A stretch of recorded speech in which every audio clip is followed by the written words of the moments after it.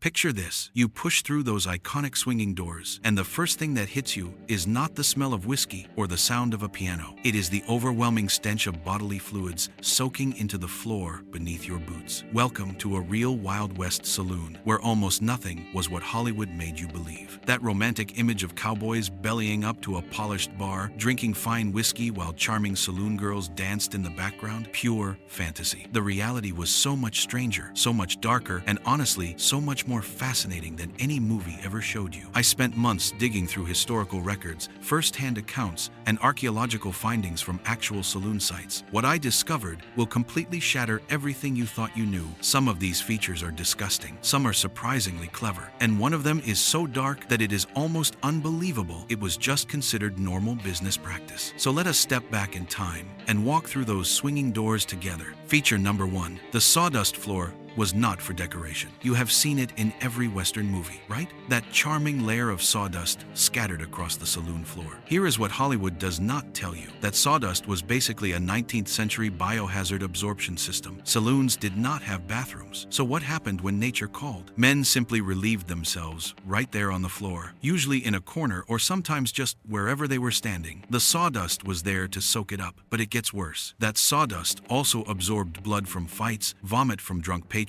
tobacco spit, spilled alcohol, and whatever else ended up on that floor. One bartender in Dodge City described the floor by the end of Saturday night as resembling a swamp of filth that made a sucking sound when you walked across it. The sawdust was supposed to be changed daily. In reality, many saloon owners only changed it once a week, or even less. One visitor to Tombstone in 1881 wrote that he could identify which building was the saloon from 2 blocks away just by the stench. And here is the really disturbing part. In lumber towns where sawdust was valuable, some saloons just skipped it entirely. They had bare wooden floors, literally soaked with everything I just described. These floors would rot out completely every few years and have to be replaced. Feature number 2. Those swinging doors were a trap. Every Western features those iconic batwing saloon doors. They look cool, dramatic, and make absolutely no sense, right? Why would you have doors that provide zero privacy? The answer is brilliantly sinister. Those doors were specifically designed so law enforcement could see inside at any time without entering. Most frontier towns had laws against gambling, prostitution, and operating outside licensed hours. Saloons broke all of these laws constantly. By keeping the interior visible from the street, saloon owners could claim they had nothing to hide. If a sheriff could glance in and see people just drinking, he was much less likely to look upstairs where the real money was being made. There is also a darker reason. Those doors made it impossible to barricade yourself inside. After several incidents where people barricaded themselves during shootouts, many towns actually passed laws requiring these specific types of doors. The doors also had a psychological effect. Because you could not hide your coming and going, everyone knew when you were there. If your wife or employer could see you walking into a saloon at noon, the damage was already done. You might as well stay for several more drinks. Saloon owners understood this psychology perfectly. The height was specifically calculated too, tall enough that you could not see the floor from outside, which meant authorities could not see bodies from fights, but short enough that you could see faces and identify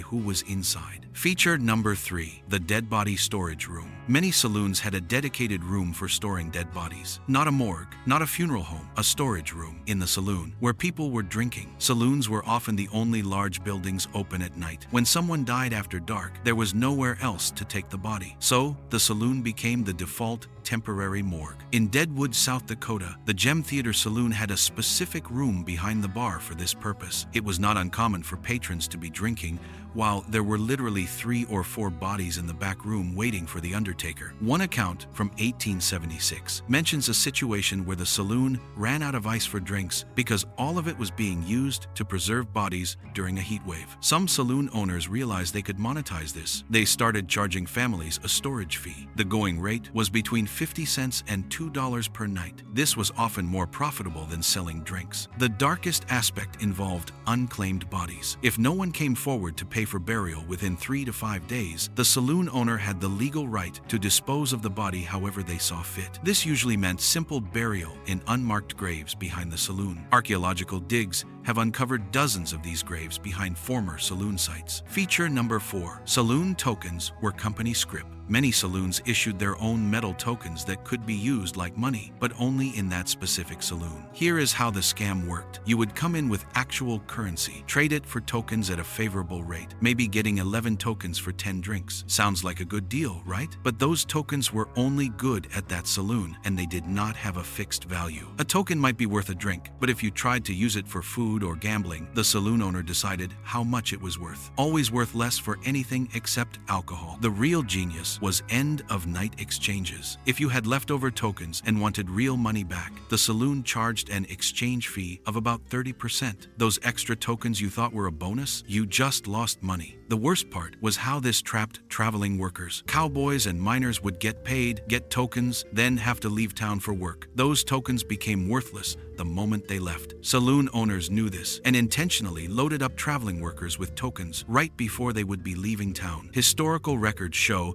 that some workers lost up to 40% of their wages to this token system over a year. It was pure profit for saloon owners, created out of nothing. Feature number 5. The free lunch that cost a fortune. Almost every saloon advertised a free lunch, except this might be the most brilliantly evil marketing scheme in American history. First, the lunch was only free if you bought a drink. And not just any drink, their standard drink at a marked up price. A beer that cost 5 cents elsewhere might cost 10 cents at a place with free lunch. But here is the real scam. The food was specifically designed to make you thirsty. The most common items were salt pork, heavily salted sardines, pickled eggs that were more salt than egg, and salted crackers. Everything was saturated with salt. One recipe book from an 1880s saloon specifically instructs cooks to use triple the normal salt in all free lunch items and to add extra salt to the salt pork. That is not a typo. The strategy was diabolical. You would eat this incredibly salty food, become extremely thirsty, and order more drinks than planned. Saloon receipts show patrons who ate the free lunch purchased 4 to 6 drinks, while those who did not only bought 1 to 2. This system specifically targeted the poor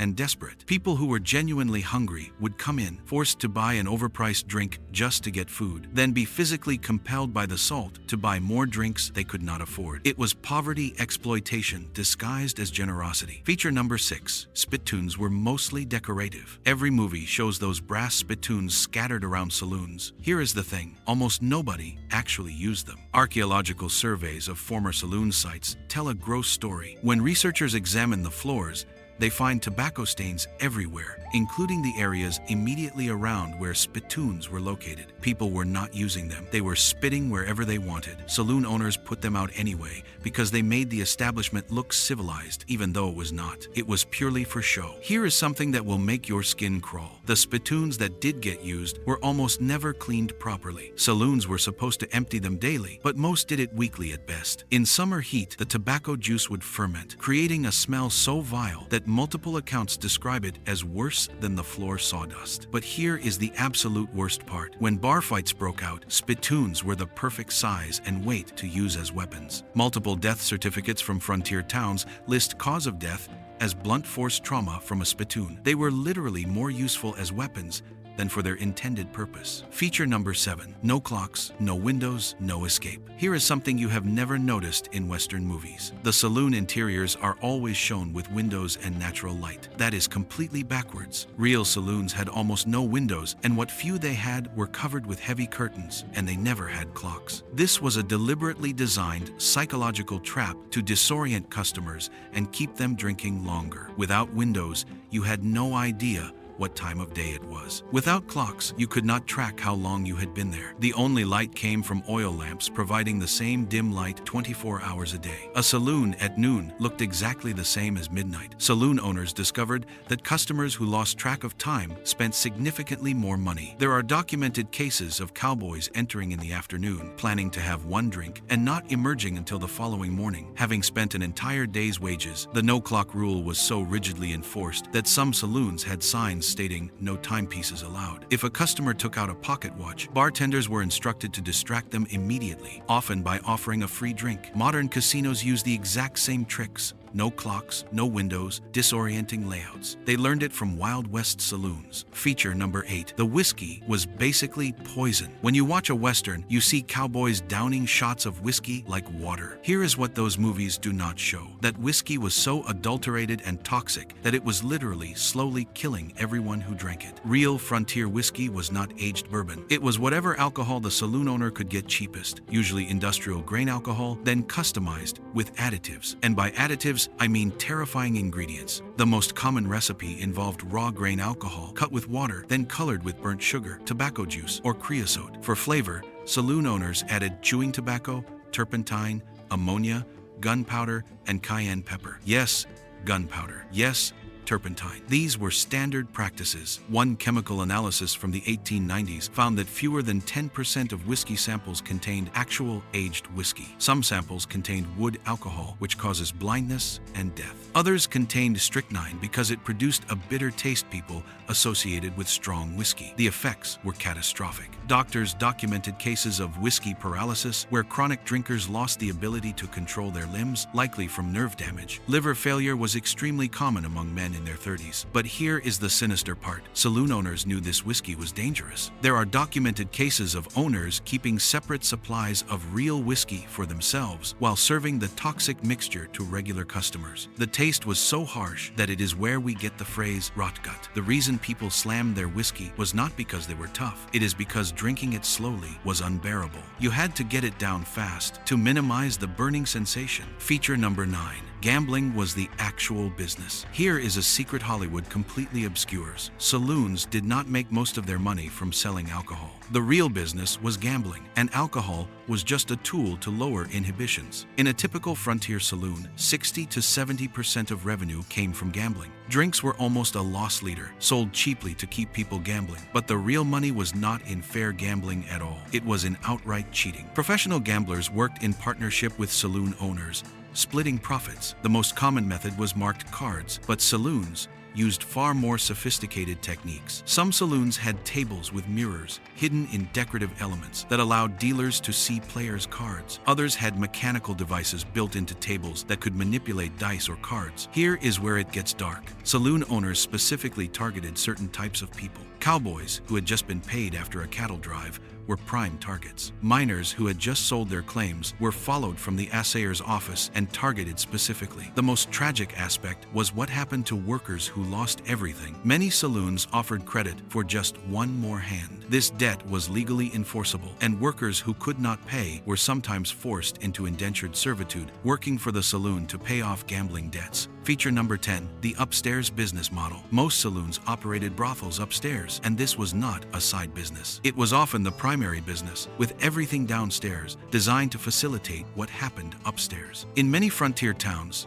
there was no distinction between saloon and brothel. They were the same establishment. The ground floor was for getting customers intoxicated. The upstairs was where money was actually spent. This created a system of exploitation that is genuinely horrifying. Women working in these establishments were often in debt bondage. They had been recruited with promises of legitimate work, arrived with no money, and found themselves trapped, owing the owner for room, board, and clothing. The economic model was brutal. Women might earn $10 to $20 per customer, but the saloon owner would take most of that, plus charge for everything. It was almost impossible to earn enough to leave. Some worked for years and ended up owing more money than when they started. The saloon owners maintained control through debt, violence, and social isolation. Women who tried to leave were often beaten. They had nowhere to go, no money, and no legal protections. But here is what makes this even more disturbing. This system was completely normalized. It was not hidden. It was openly advertised. Newspapers ran advertisements for saloon girls alongside ads for farm equipment. The full scope only became clear when historians examined cemetery records from frontier towns. The number of women who died young, usually from disease, violence, or suicide, is staggering. In some towns, up to 40% of women buried in cemeteries were identified as having worked in saloons. This is why the temperance movement and women's suffrage movement were so closely linked. Many early feminists understood that saloons were not just about alcohol. They were an entire system of exploitation. So there you have it, 10 features of Wild West saloons that have vanished from the modern world. And honestly, every single one deserved to disappear. When we watch westerns, we see romance and adventure, but the reality